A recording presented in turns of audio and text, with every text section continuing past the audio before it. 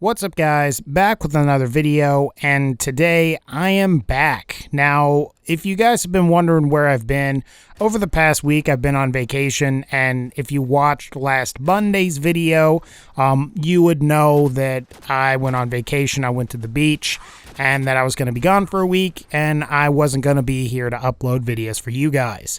But I did say that I would be back on October 2nd, 2017, and now October 2nd, 2017 is here.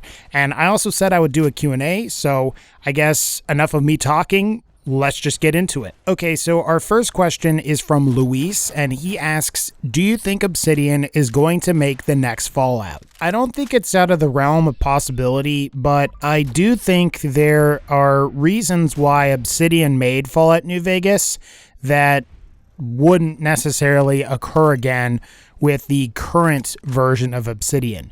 Now, part of the reason that I think Bethesda went to Obsidian to make New Vegas or to make a spin-off game was because they had a lot of the former Black Isle Studios personnel that worked on Fallout 1 and Fallout 2.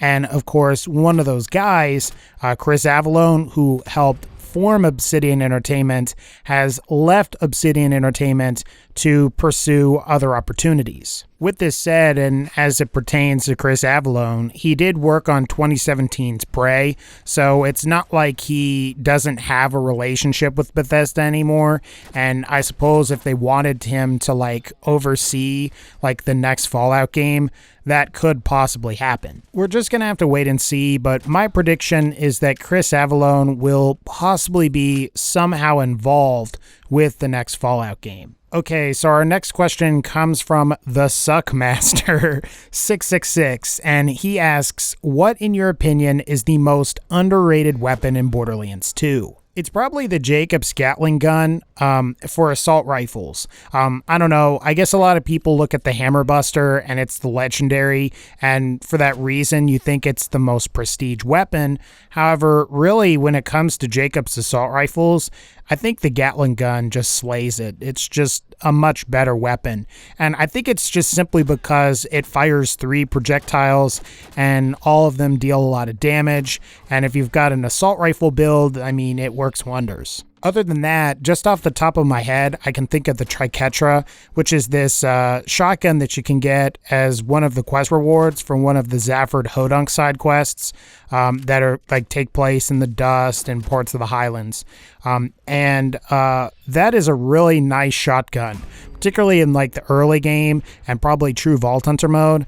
It's of course not quite as good in Ultimate Vault Hunter mode because it's not elemental, but even still, it's a pretty nice shotgun, and I highly recommend it. Okay, so our next question comes from Plaz1398, and he asks, if you had a choice of bringing back any Borderlands action skills, which one would you bring back? And what about each character having a support and attack type action skill? As far as action skills returning from Borderlands 1 and Borderlands 2, I would like to see a souped up version of both Roland and Axton's turret. I've always kind of dreamt of having this spider tank with a turret. You know what I mean? It basically, instead of having a stationary turret that just shoots things, it would be really cool if Axton's turret, or whoever the soldier ends up being in Borderlands 3, has this really cool turret that can basically walk around like a spider, and it's got this massive turret on top of it, and it just shoots people. I think that would be pretty cool. As for having a support and attack type action skill, I think that could be pretty interesting. Maybe you could have 2, maybe each character has 3 action skills and you can choose 2 of them. And then of course you can have your traditional skill trees. I'm not sure how they would implement that, but I mean, if Gearbox figured out a way, I mean, I think that's cool. I think it would be really cool to maybe have a mode where you can have your turret, maybe as Axton as an example, be maybe more defensive, or maybe it can be more aggressive and you could command it remotely. That would be kind of neat. I hope that answers your question. Our next question comes from Ray Brubaker, and he asks, what do you think of the implementation of console mods in Fallout 4, and do you think Borderlands should have console mod or official mod support? So at the risk of sounding totally ignorant, I'm just going to say that I'm not familiar with how console mods actually work.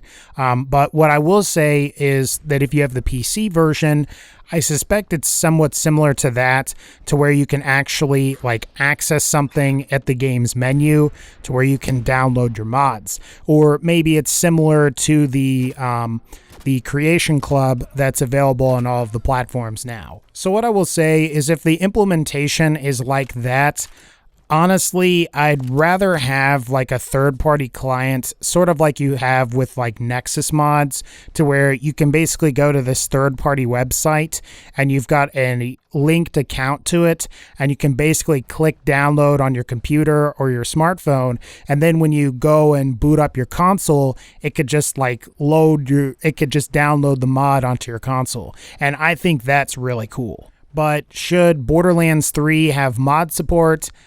Yes. The whole like community patch modded weapons thing is really popular, and I would like to see more of that for Borderlands 3. Our next question comes from Deacon Robinson, and he asks, do you think Borderlands 3 should have the same loot system as Borderlands 1 or Borderlands 2? I would say a little bit of both. I think, especially for Borderlands 1, part of the advantage that that game has over Borderlands 2 is that, like, the loot drops were totally chaotic. Like, you could get, like, a purple weapon that was kind of meh, but then you could get, like, a purple weapon that was better than some of the legendaries, and I think that's cool. But what I do like about Borderlands 2 is, I guess they had, like, the shift system, where they could basically kind of control what drops in game, sort of like the $100,000 loot hunt event, where for like a day they had a specific enemy drop a specific item, and I thought that was really cool. But I guess if I did have to pick between one of the two, I would tend to favor the Borderlands 1 loot system because it was crazier, and I think in a certain weird and bizarre way, it was more fun because of that. Our next question comes from Banana Biotic Gaming, and they ask, who is your favorite companion in Fallout 4? Also, are you going to make vids on Destiny 2? I always thought that X688 was pretty cool. The problem with him, though, is that he isn't really in the game that long, and by the time you get to the third act, where you actually go to the Institute, like, the game ends within, like, another 3 to 4 hours. As for Destiny 2 videos, I don't want to make a promise that I can't keep, but what I will say is I'm waiting for Destiny 2 on PC, and after I've played it, I may or may not make videos on it. Our next question comes from Pure Gamer, and he asks, are there any other video games that you want to make videos on? I guess this is like a spoiler, and maybe I shouldn't talk about this, but I am at least interested in making videos on Far Cry 5, and some of the VR versions of like Skyrim and Doom that are coming out. That could be pretty cool. Our next question comes from Wesley Kaggle, and he asks, what is your favorite faction in Fallout 4, or which one do you side with the most often? I've got to say that I like the Brotherhood, and though I think generally when it comes to factions, I tend to side with either the Brotherhood or the Minutemen. As for why the Brotherhood are my favorite, it's sort of a stupid reason, but I guess I just like power armor, and I like kind of like the military aspect, or kind of like the component to their organization. I also like their depiction between the various games. Like, you have the Fallout 3 Brotherhood, which are sort of like these medieval knights that are there to protect the wasteland, where in Fallout 4, they're basically this group of medieval knights that doesn't really care about the local populace, is more interested in collecting technology and basically eradicating threats as they pop up. And then, of course, you have like the grim depiction of the New Vegas Brotherhood, where they've stayed true to their principles, and basically it's what's killing them. All in all, I think they're one of the more interesting factions in the games, and they also tend to be like one of the core factions, I guess, other than like raiders, that always seems to appear in each Fallout game. Our next question comes from Joshua Kamel, and he asks, if you had to live somewhere for free for 1 week and with $3 million, what would you do? Well, as far as the money is concerned, I would really try to turn the $3 million into $6 million, maybe through some kind of investing somehow. Though I guess if I could live somewhere for free, like anywhere for 1 week, it would be really interesting to like go up into space, kind of like the International Space Station, and live sort of like the astronauts do, just for a week. That would be really interesting. Though I suppose if I had to spend all $3 million in that 1 week, I'd probably go to like New York or Las Vegas or something like that. All right, so our final question is going to be from Fernando, and he asks, do you play video games when you're not making videos? If so, what kind? Lately, I've been playing Total War Shogun 2.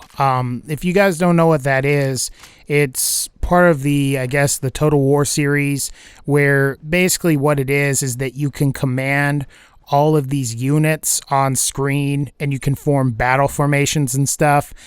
It's really cool. If you just like YouTube or Google Total War, you'll find some pretty cool stuff.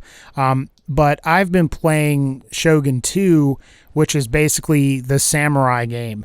And it's often considered, I guess, by the community that plays Total War to be the best Total War game. And recently I've been playing that. Before that, I was playing a PSVR title called Farpoint, and what that is it's basically a virtual reality game, and it comes with this like PSVR aim controller. It's kind of like a light gun, but you can use it in VR, and the game is actually kind of neat.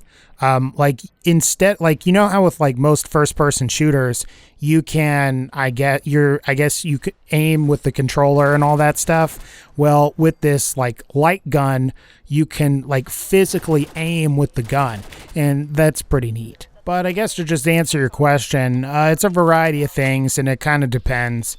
Like, I do want to play Cuphead, and that just came out, and I actually had planned on making some videos on that, and I thought it was coming out on September 19th, only to realize that it was going to come out on September 29th, which was when I was away. But I have heard some good things about it, so I'll probably pick it up here pretty soon. But alright guys, I think that's going to wrap up this Q&A video. Again, I'd like to thank you all for commenting on the previous video so I could answer your guys' questions. And I guess we'll start back with videos tomorrow. So again guys, like this video if you liked it, click the bell to join the notification squad, and as always, take care, and I'll see y'all next time.